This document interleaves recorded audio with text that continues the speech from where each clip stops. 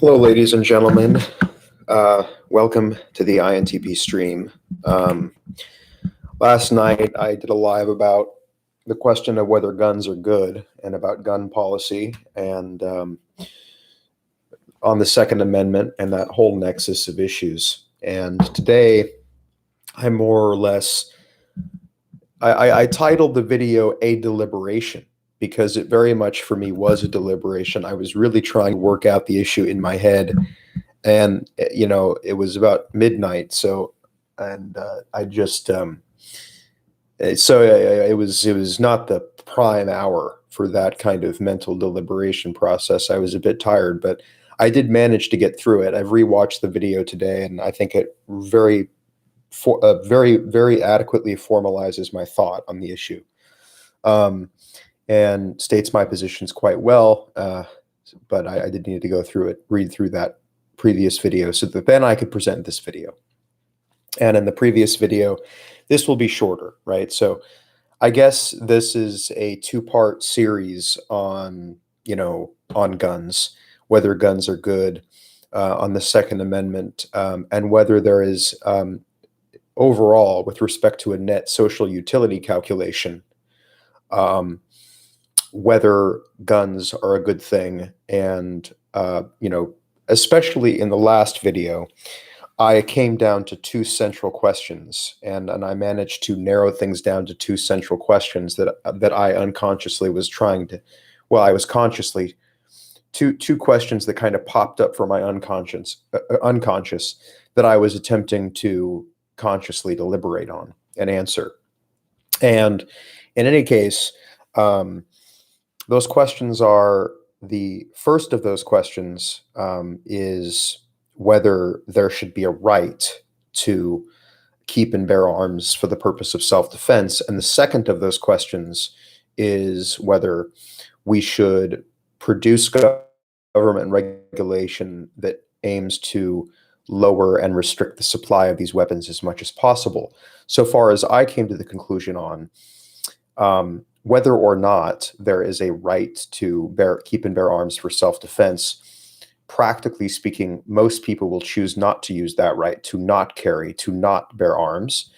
And thus, if we have a high supply of these weapons in a world where civilians choose not to consume that supply, choose not to use the right, choose not to arm, all of that supply is then consumed by those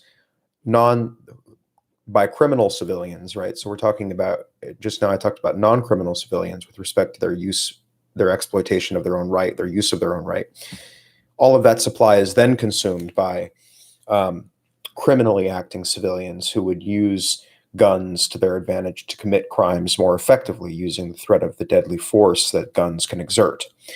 And I came to the conclusion, right, so basically, I just came to the conclusion that irrespective of whether there is a right to self-defend and keep and bear arms for the purpose of self-defense, most people will choose not to use that right to not arm.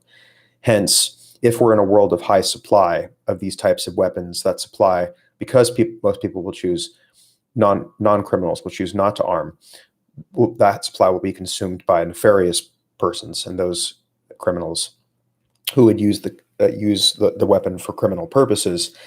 And thus, even in a world where we have the right to self-defend and to keep and bear arms, if we have a high supply of these weapons, it still evens out to a world where guns simply serve to enhance crime rather than to lower crime, right? Deflect crime, where guns merely serve to, and again, I talked about concretely how guns do make it easier, do make the attempt to commit crime more effective, and do make the commission of crime more effective and make it easier and enhance the commission of that crime.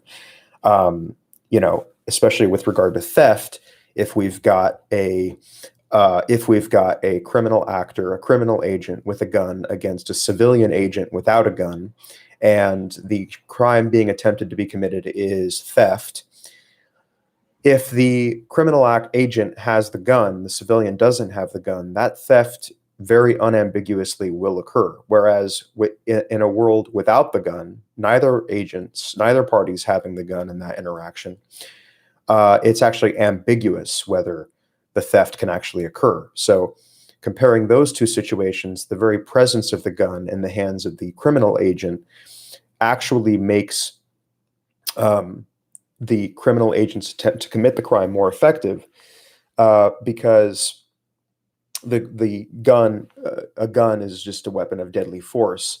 In an alternate situation where neither agent in that interaction, in the attempt to commit theft, has a gun, the weapons used on both sides would be less deadly, and so the outcome of that attempted theft would be more ambiguous.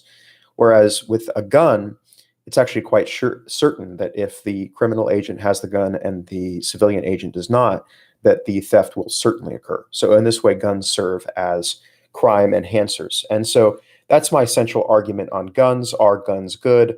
I ultimately boil down to the conclusion that guns ultimately just serve to be crime enhancers rather than crime deflectors. Now, I'm trying to present in this video the Pareto optimal policy solution to the gun thing, right?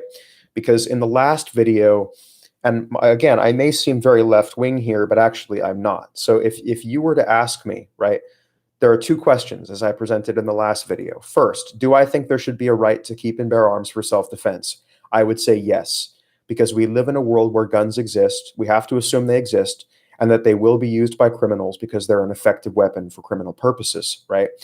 In a world where we have to assume that an unfortunate weapon like a gun exists, we need the right to keep and bear arms to self-defend, because if we don't have that right, then we only ensure that the criminals have the guns and the civilians do not, that the civilians can only appeal to local police forces who often cannot act immediately. There's always a delay in trying to get their help. If we have a ban on these weapons and no right, we only have a world where the criminals are the ones that have the guns and the civilians have no recourse to guns at all. The criminals are the ones with with a level of attack power that is then not deterred by equal levels of defense power on the part of the civilian. So I do think there should be a right to keep and bear arms. However, there's a separate question here. Do I think there should be high supply and very wide availability of these guns? I would say no. In fact, that we should do everything we can to limit their supply. I would even argue the most Pareto optimal solution on the question of guns and making a better world in light of the existence of guns is to adopt a ban on manufacture of these guns, but not a ban on possession of these guns. So if I were to come up with a legal policy solution to this, I would say I would support a ban. I would certainly support I would support no ban on possession. I would allow, right, possession, right, as a right of self-defense to keep in the means of keeping and bearing arms. But I would support a ban on manufacture of these weapons so that we could induce government, if we can induce government regulation to then lower the supply of this type of deadly weapon. Absolutely, because I think it's inevitable that it goes into the hands of criminals and only acts as a crime enhancer in that case, right?